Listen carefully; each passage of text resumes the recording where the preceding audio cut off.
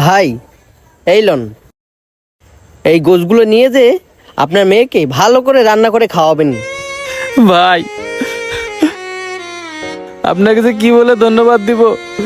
আজকে শুধু আপনার জন্য আমার মেয়েটা এই গরুর মাংস দিয়ে ভাত খেতে পারবো। ভাই, ধন্যবাদ দিতে হইব না, আমারও ঘরে একটা মেয়ে আছে।